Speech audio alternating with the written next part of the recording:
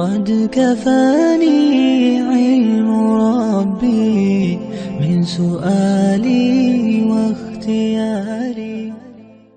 عن ابن عباس رضي الله عنهما قال قال رسول الله صلى الله عليه وسلم من لزم الاستغفار جعل الله له من كل ضيق مخرجا ومن كل هم فرجا ورزقه من حيث لا يحتسب.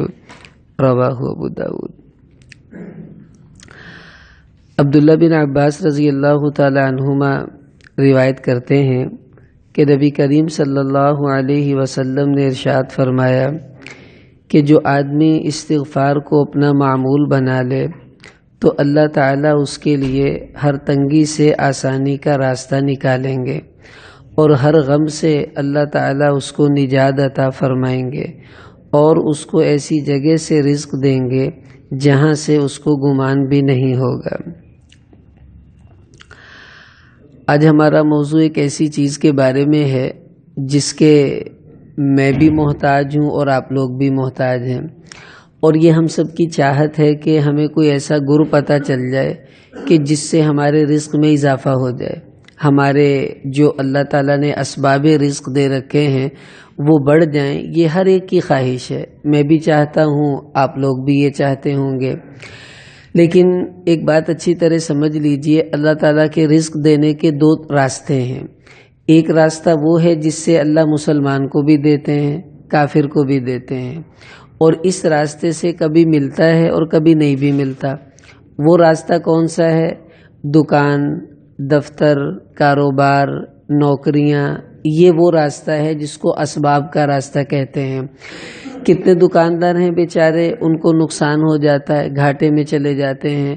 تو اس راستے سے کافر بھی لیتا ہے، اللہ کافر کو بھی دکان سے کھلا دیتے ہیں، نوکری سے کھلا دیتے ہیں، کاروبار سے کھلاتے ہیں، مسلمان کو بھی مل جاتا ہے.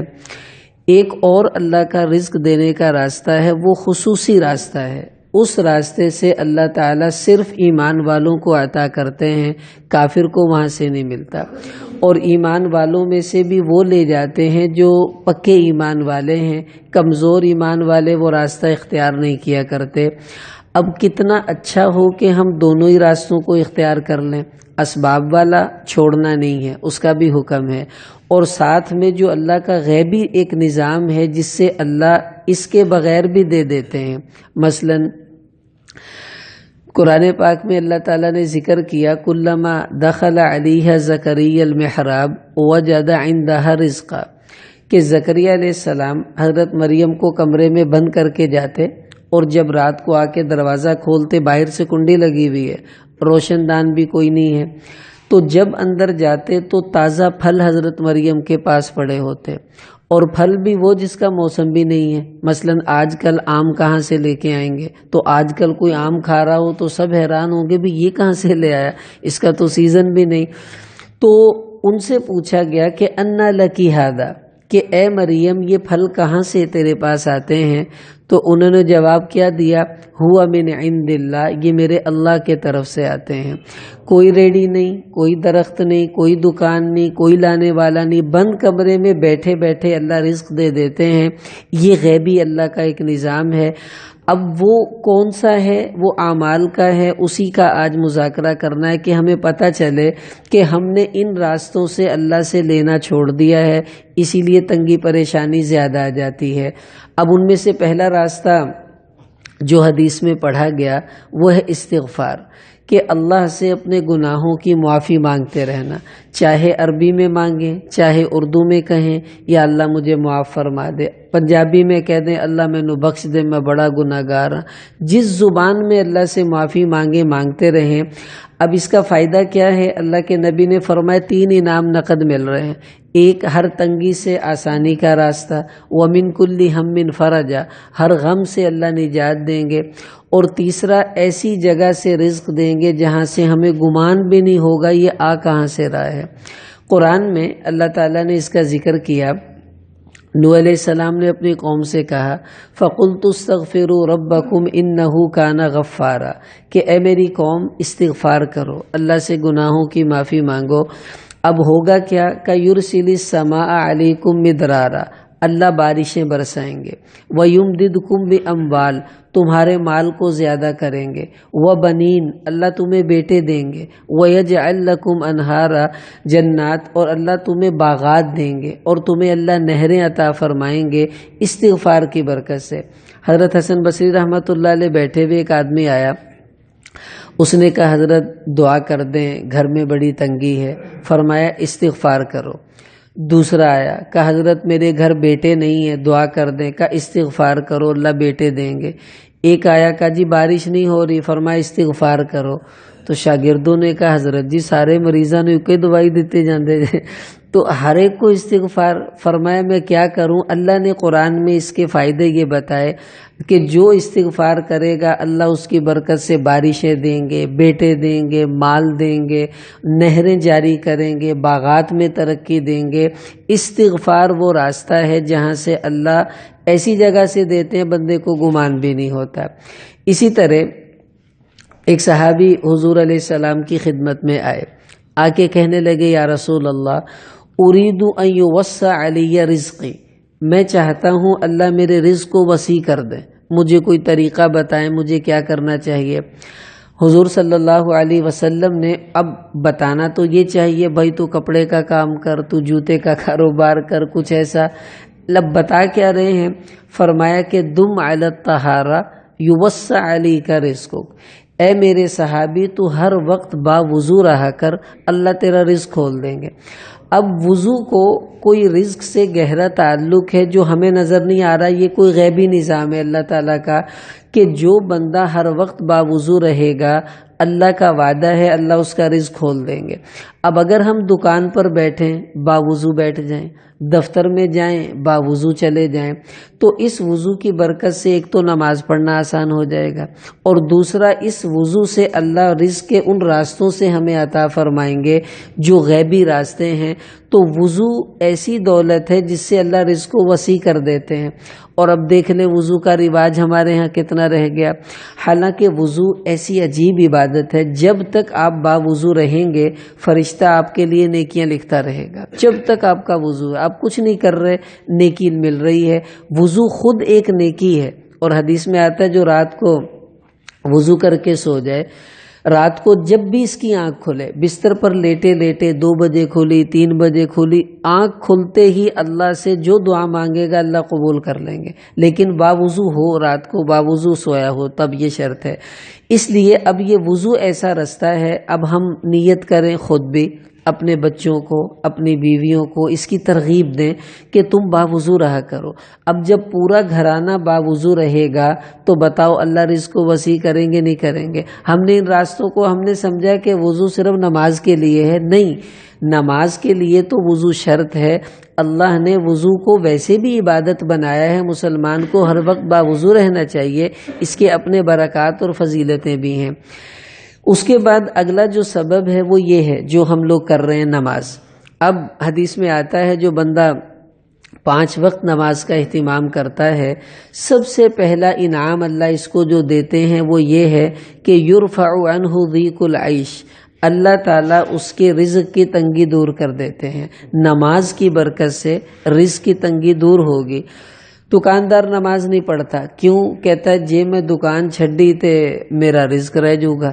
اب وہ رزق کی وجہ سے دکان نہیں چھوڑتا، اور اللہ کہہ رہے میرے بندے تو نماز پڑھ، میں تجھے وہاں سے دوں گا جہاں سے تجھے پتہ بھی نہیں چل رہا، لیکن یہ دماغ میں آئے تو پھر ہے۔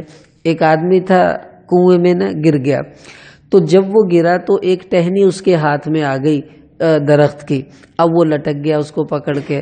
اب وہ کہنے لگا یا اللہ اب تو ہی یہاں سے نکال سکتا ہے، میرے تو کوئی مدد کرنے والا بھی نہیں، نہ سیڑھی ہے نہ کوئی اور ذریعہ۔ تو اللہ تعالیٰ نے فرشتے کو بھیج دیا اور اس سے کہا کہ اے میرے بندے یہ جو تو نے ٹہنی پکڑی ہوئی ہے نا یہ چھوڑ دے تو ہم تجھے نکال لیتے ہیں۔ وہ کہندا اللہ جے میں چھڑ دیتی پھر تو میں ڈگ پاؤں گا۔ تو فرشتہ کہتا مینوں اللہ میں نے یہی کیا وا جے چھڈے تے انہوں کڈی نہیں تے لمکیا رہندے۔ اب اللہ کہہ رہے ہیں دکان چھوڑ کے مسجد میں آ، میں تجھے رزق دوں گا. بندہ کہندا لے پھر تے میرے گاہک پج جان گے, پھر میں کدھر کماواں گا. یہی ہماری ضد بازی اللہ سے چلتی. اللہ کہتے دکان چھڈ پھر دیاں گا, ہم کہتے پہلے دے پھر جاؤں گا نماز پڑھنے. اسی چکر میں ہماری نمازیں ضائع ہوتی ہیں. تو نماز وہ ذریعہ ہے کہ اگر ہم 5 وقت نماز کا اہتمام کر لیں, پھر دیکھیں اللہ تعالی ہمیں کیسے رزق عطا فرماتے ہیں. لیکن نماز بھی جان والی ہونی چاہیے. اسی طرح ایک حدیث میں ابن ماجہ میں روایت آتی ہے, اللہ کے نبی نے ایک سبب بتایا رزق کے بڑھنے کا. وہ کیا ہے؟ اس کو کہتے انہماک فی العبادہ, کہ آدمی نماز, ذکر, تلاوت جو کام بھی کرے تسلی سے کرے, سکون سے کرے, دھیان سے کرے, اس سے رزق بڑھ جاتا ہے. مثلا حدیث میں آتا ہے اللہ تعالیٰ نے ارشاد فرمایا کہ یا ابن آدم تفرغ لعبادتی, کہ اے آدم کے بیٹے تو اپنے آپ کو میری عبادت کے لیے فارغ کر لے. تفرغ یہ باب تفاعل ہے, تو عربی جاننے والے سمجھتے اس میں تکلف کا مادہ پایا جاتا ہے کہ زبردستی مجبور کر کے اپنے آپ کو فارغ کر میرے لیے. جب تو کرے گا تو ہوگا کیا؟ املا صدرک غنا, اے میرے بندے میں تیرے سینے کو ساری فکروں سے پاک کر دوں گا, کوئی ٹینشن تجھے نہیں ہوگی. واسد فقرک, اور تیرے رزق کی جو تنگی ہے اس کو میں خود دور کروں گا. یہ اللہ کا وعدہ ہے.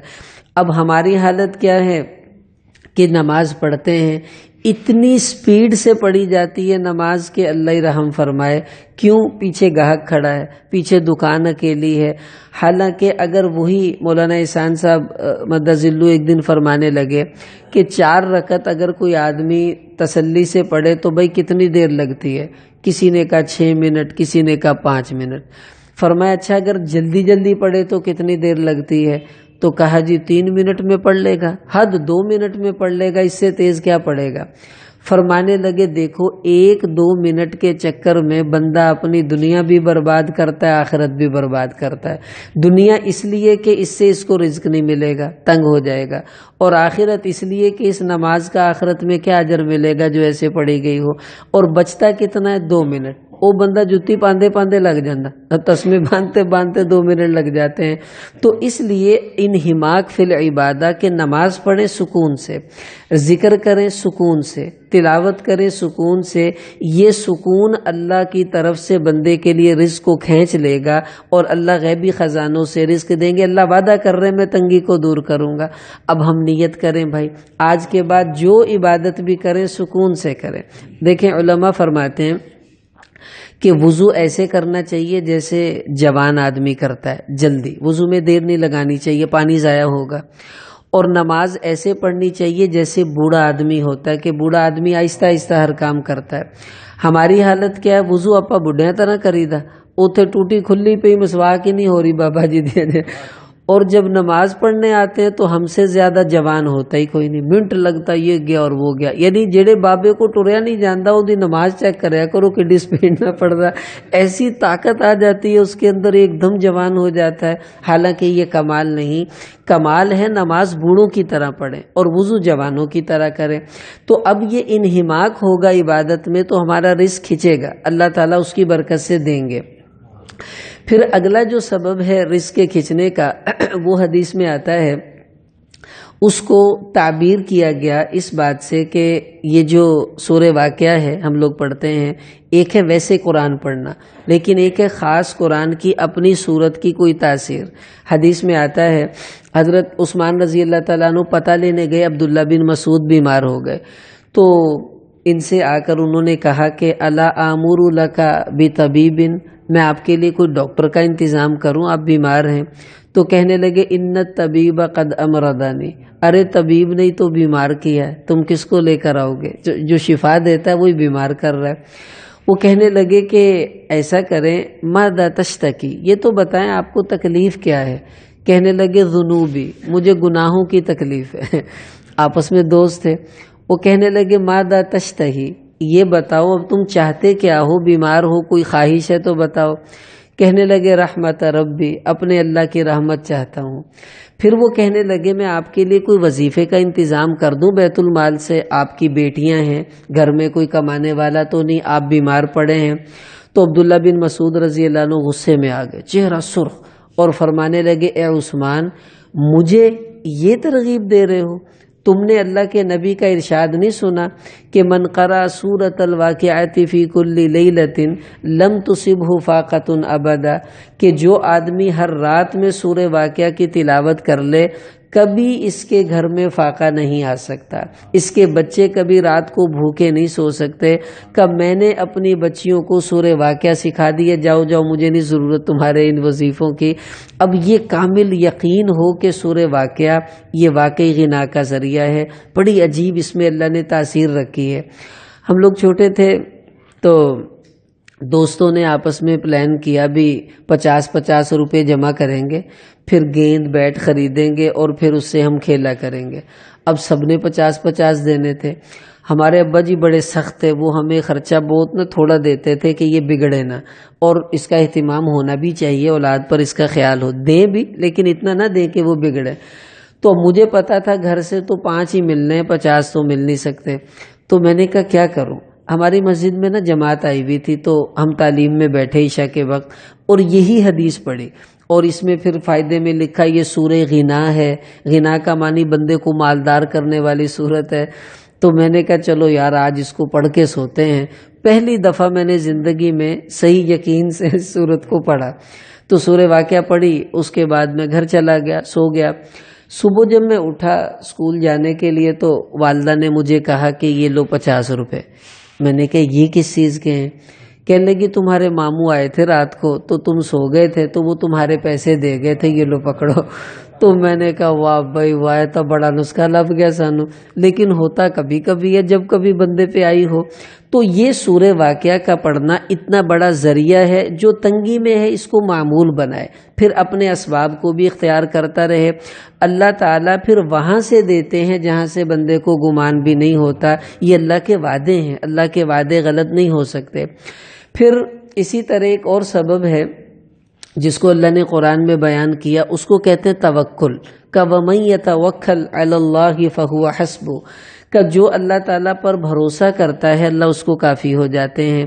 اور ایک حدیث میں آتا ہے لَوْ أَنَّكُمْ تَتَوَكَّلُونَ عَلَى اللَّهِ حَقَّ تَوَكُّلِهِ، اگر تم اللہ پر کامل بھروسہ کا حق ادا کر دو تو لَرَزَقَكُمْ كَمَا يُرْزَقُ الطَّيْرُ، تو اللہ تمہیں ایسے رزق دیں گے جیسے پرندوں کو دیتے ہیں۔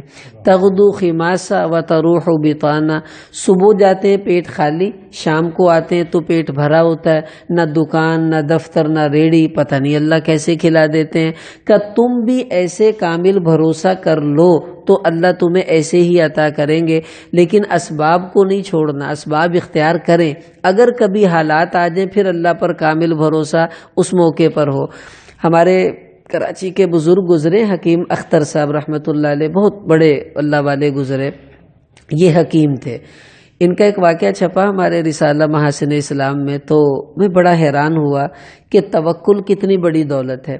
تو یہ اپنی دکان پر حکمت کرتے تھے۔ ان کی ترتیب کیا تھی کہ بیوی پرچی بھیجتی، 2 کلو گھی، 1 کلو فلاں چیز، سارا جو خرچہ آج کا تھا، تو یہ اس کو لکھتے، حساب لگاتے کتنے بن گئے، مثلا 800 روپے بن گئے، تو دکان پر بیٹھتے، جب 800 روپے پورے ہو جاتے دکان بند کر دیتے، بھئی ٹھیک ہے آج کا خرچہ پورا ہو گیا، کل کا کل سے، پھر دکان نہیں کھولتے تھے، باقی وقت اللہ اللہ۔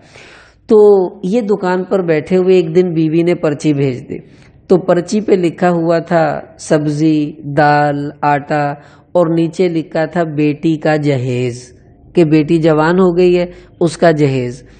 تو انہوں نے وہ سارا حساب لگایا، جو جہیز والی جگہ تھی نا اس کے آگے لکھ دیا یہ کام میرا نہیں ہے، یہ اللہ کا کام ہے، تو میں نے اللہ پر چھوڑا ہوا، یہ میری ذمہ داری نہیں ہے۔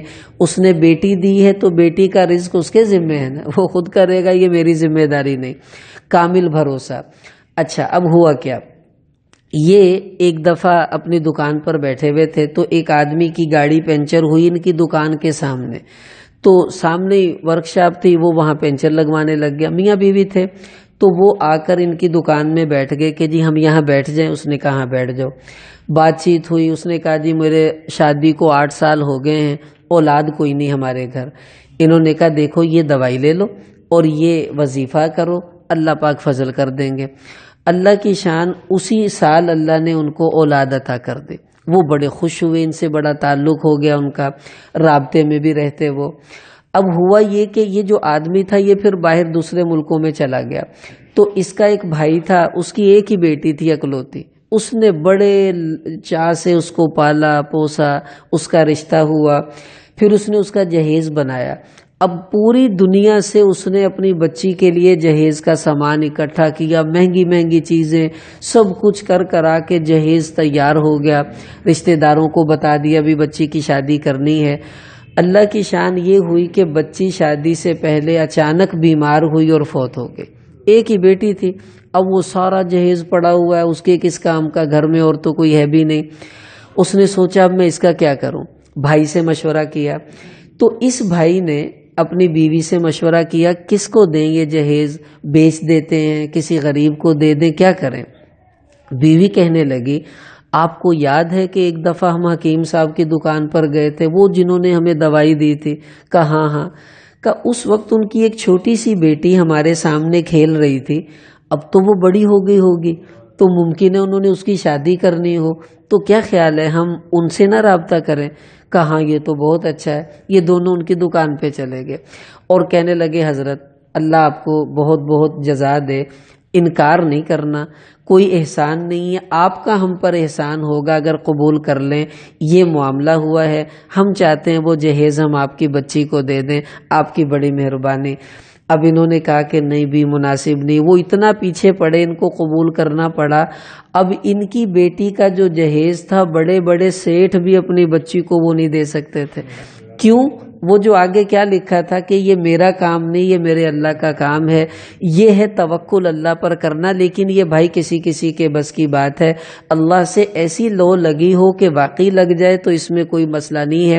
تو توکل کرنا، دکان کھول لی ہے، اب میرا کوئی کام نہیں، اب میرے مالک نے دینا ہے، میرے ذمے اپنی دکان کھولنا تھا، اے اللہ تو ہی عطا کرنے والا ہے۔ تو توکل آدمی کا رزق کھینچتا ہے، یہ اللہ کے نبی نے خود فرمایا۔ اگلی چیز ہے تقوی۔ اللہ نے قرآن میں فرمایا کہ وَمَن يَتَّقِ اللَّهَ يَجْعَلْ لَهُ مَخْرَجًا، کہ جو تقوی اختیار کرے گا اللہ اس کے لیے راستے نکالیں گے، وَيَرْزُقْهُ مِنْ حَيْثُ لَا يَحْتَسِبُ، اور ایسی جگہ سے رزق دیں گے جہاں سے اسے گمان بھی نہیں ہوگا۔ اب یہ تقوی ہوتا کیا ہے؟ ہم لوگ سمجھتے ہیں تقوی پتہ نہیں کوئی بلا ہوتی ہے، کوئی ایسا الجبرے کا سوال ہے جو حل نہیں ہوگا، کچھ بھی نہیں ہے۔ گناہوں کو چھوڑ دینا اس کو تقوی کہتے ہیں، تقوی بچنے کا نام ہے کہ اللہ کی نافرمانی سے بچیں۔ تو جو بندہ جتنے کم گناہ کرتا ہے وہ اتنا بڑا متقی ہے۔ سب سے بڑا گناہ شرک، جو بندہ یہ گناہ نہیں کرتا وہ ادنا درجے کا متقی ہے۔ ہم سب مسلمان الحمدللہ متقی ہیں کہ ہم مشرک نہیں ہیں۔ آگے اور جتنے گناہ چھوڑو گے بڑے متقی بنتے جاؤ گے۔ اب لوگ گناہ نہیں چھوڑتے، رونا بھی نہیں چھوڑتے، بس جی لٹے گئے، برباد ہو گئے، پتہ نہیں کی ہو گیا، ساڈے تے گھر چ تنگی نہیں مکدی۔ بھائی گناہ چھوڑ دو، او جی بس کی میں چھڈی ہے جی، سمجھا کرو۔ پھر گانے بھی چل رہے ہیں، فلمیں بھی چل رہی ہیں، سب کچھ چل رہا ہے اور رونا بھی چل رہا ہے، تو پھر دونوں کام چل ہی جانے، نہ تو اے چھڈنا نہ اللہ نے تیرا اے چھڑانا۔ تو رونا تیرا تب بند ہوگا جب تو یہ گناہ چھوڑے گا۔ تو جو گناہ گار ہوتا ہے اس کا رزق کھنچتا ہے، تنگ ہو جاتا ہے، اور گناہ چھوڑنے والے کا رزق اللہ بڑھا دیتے ہیں۔ اس لیے بھائی ہم اپنی زندگی میں بھی غور کریں، ایسا تو نہیں کہ ہم گناہ کر رہے ہیں، اگر ہم گناہوں میں ملوث ہیں تو گناہ چھوڑیں، پھر دیکھیں اللہ گناہ چھوڑنے کی برکت سے کیسے ہمیں بڑھاتے ہیں۔ حدیث میں آتا ہے بعض گناہ ایسے ہوتے ہیں جو بندے کا رزق سلب کر لیتے ہیں، اور بعض گناہ ایسے ہوتے ہیں جو بندے کا علم سلب کر لیتے ہیں۔ کتنے ایسے ہیں جو علم سے محروم ہو جاتے ہیں گناہوں کی وجہ سے، اس لیے گناہ سے اپنے آپ کو بچانا۔ پھر اگلا ذریعہ وہ ہے انفاق فی سبیل اللہ، کہ دین کے کاموں میں پیسہ لگانا، بھلے مسجد میں لگائیں، مدرسے میں لگائیں، غریبوں پر لگائیں، اللہ کے لیے کہیں خرچ کریں۔ حدیث میں آتا ہے آسمان کے دروازوں پر ایک فرشتہ روزانہ یہ دعا کرتا ہے اللہم اعطِ منفقا خلفا، کہ یا اللہ جو بندہ اپنا مال تیرے رستے میں لگاتا ہے تو اس کو اس کا بدلہ عطا فرما۔ اور بدلہ کیا ہے کہ اللہ دگنا تگنا کر کے بندے کو واپس کرتے ہیں، یہ نہیں کہ اتنا واپس کریں گے۔ تو جہاں موقع ملے بھائی دین کے لیے لگا دیا کریں۔ قرآن میں اللہ نے فرمایا وما تنفقوا من شیء فی سبیل اللہ فہو یخلفہ، کہ تم جو بھی اللہ کے راستے میں خرچ کرو گے اللہ تمہیں اس کا بدلہ عطا فرماتے ہیں، رکھتے نہیں ہیں۔ دیکھیں مجھے یہ بات کب سمجھ میں آئی، میری شادی ہوئی تو ہمارے یہاں رواج ہے، آپ کے یہاں بھی ہوگا، تو جب سسرال جاتے ہیں تو واپسی آنے لگتے ہیں تو سسرال والے اپنے داماد کو زبردستی پیسے دیتے ہیں۔ میں نے پوچھا یہ کیوں دیتے ہو تم لوگ، آخر اس کی وجہ کیا ہے؟ تو ہمارے ایک بزرگ نے بتایا، کہنے لگے بیٹا آپ ہم سے ملنے آئے ہیں، ہم یعنی اتنی دور سے، اب میرا سسرال ملتان ہے تو میں ساہیوال سے ملتان گیا، تو اب ظاہر ہے جانے کا کرایہ بھی لگا، آنے کا بھی لگے گا، تو انہوں نے کہا کہ آپ ہم سے ملنے کے لیے آئے ہیں تو آپ نے ہماری وجہ سے پیسہ خرچ کیا ہے، اب ہم کیسے گوارا کریں کہ ہم آپ کو ایسے جانے دیں، اس لیے یہ پیسے ہم آپ کو دیتے ہیں کہ آپ کے جو آنے جانے کا کرایہ لگتا ہے وہ پورا ہو جائے، اور ہمیں یہ گوارا نہیں کہ ہماری وجہ سے آپ بلا وجہ اپنے پیسے خرچ کریں۔ یہ تو انہوں نے سمجھائی۔ مجھے اس دن سمجھ آئی کہ جب بندہ اللہ کے لیے خرچ کرے گا، لوگ اتنے خوددار ہوتے ہیں کہ وہ کسی کا احسان اپنے اوپر نہیں رکھتے، تو اللہ کیسے رکھیں گے؟ جب ہم اللہ کے لیے خرچ کریں گے تو اللہ فرمائیں گے اچھا میرے لیے لگا رہا ہے، میرے پہ احسان کر رہا ہے، نہیں اب میں نے اس کو زیادہ کر کے واپس کرنے ہیں، کرایہ ہمارا 500 لگتا ہے، سسرال والے ہمیں 1000 دے رہے ہوتے ہیں، دگنا کر کے دیتے ہیں، تو اللہ تو پھر اللہ ہیں، وہ تو اور زیادہ عطا کریں گے، لگانے میں شرمانا نہیں چاہیے۔ حضور علیہ السلام گھر آئے، آپ نے ایک بکری دی کہ اس کو دے دینا غربا میں، تو حضور کو دستی کا گوشت بڑا پسند تھا، تو بیوی نے سارا صدقہ کر دیا اور دستی بچا کے رکھ لی۔ حضور آئے، آپ نے آ کر پوچھا حل بقیہ منہا، کچھ بچا ہے اس میں سے؟ تو بیوی کہنے لگی ما بقیہ منہا الا کتفھا، کہ یا رسول اللہ بس ایک دستی بچی ہے اور کچھ نہیں بچا۔ حضور نے فرمایا بقیہ کلھا الا کتفھا، وہ سارا بچ گیا، دستی نہیں بچی کہ جو اللہ کے لیے چلا گیا وہ تو محفوظ ہو گیا، وہ بچ گیا ہے، اور جو ہم کھائیں گے وہ کیا بچا، وہ تو ضائع ہو جائے گا۔ تو لگانے کا ذہن بنائیں، یہ بھی بڑا سبب ہے۔ اس کے بعد ایک اور بڑا سبب ہے، وہ کیا؟ وہ ہے یہ جو دین کا علم حاصل کرنے والے طلباء ہیں، ان کے اوپر خرچ کرنے سے اللہ رزق بڑھاتے ہیں، دیتے ہیں۔ ترمذی میں روایت آتی ہے، ایک صحابی حضور کے پاس آئے، 2 بھائی تھے، تو ایک حضور کے پاس دین سیکھتا تھا، دوسرا کام وام کرتا تھا۔ اب وہ کہنے لگا یا رسول اللہ میں کام کرتا ہوں، یہ آپ کے پاس دین سیکھتا ہے، تو آپ اس سے کہیں یہ بھی کیا کرے نا میرے ساتھ کچھ کام وام، تاکہ ہاتھ بڑھ جائے ہمارا۔ حضور صلی اللہ علیہ وسلم نے بڑی عجیب بات فرمائی، فرمایا لعلک ترزق بہ، ارے تجھے کیا پتا اسی کی برکت سے تو اللہ تجھے عطا کرتے ہیں، کہ یہ جو پڑھتا ہے تو اس پر خرچ کرتا ہے، تیرے اس پر خرچ کرنے کی برکت سے اللہ تجھے عطا کر رہے ہیں۔ اس لیے جو دین کا علم حاصل کرنے والے طالب علم ہیں، ان پر لگانا سعادت سمجھے، کیونکہ وہ اللہ کا کام کر رہے ہیں۔ جب آپ ان پر خرچ کریں گے تو اللہ دیکھ رہے ہیں کہ میرے دین والوں پر یہ لگا رہا ہے، میں اسے کیسے خالی رہنے دوں، تو اللہ تعالیٰ پھر اپنے خزانوں سے دیں گے۔ تو آپ نے اس کو سمجھایا کہ اس کی برکت سے تو تجھے اللہ دے رہے ہیں، تو وہ کہنا انہوں بھی لے جا، تو پھر تیرا بھی سسٹم ختم ہو جائے گا۔ اس کا یہاں رہنا تیرے رزق کے بڑھنے کا ذریعہ ہے، اس لیے یہ بھی ایک سبب ہے جو ہمیں اختیار کرنا چاہیے۔ پھر ایک حدیث میں 3 سبب اللہ کے نبی نے بتائے، یہ بڑے ہمیں سوچنا چاہیے ان چیزوں پر۔ حضور علیہ السلام نے فرمایا کہ ثلاثۃ کلھم ضامن علی اللہ، 3 آدمی ایسے ہیں جو اللہ تعالیٰ کی ضمانت میں ہیں۔ ضمانت کیا ہے؟ ان عاشا رزقا وکوفیا، جب تک زندہ ہیں اللہ تعالیٰ ان کو رزق دیں گے اپنے خزانوں سے، اور ان کے سب بگڑے ہوئے کام اللہ بنائیں گے، ٹھیک۔ وَإِن مَاتَ أَدْخَلَهُ اللَّهُ الْجَنَّةَ، اگر مر گئے تو اللہ ان کو جنت دیں گے۔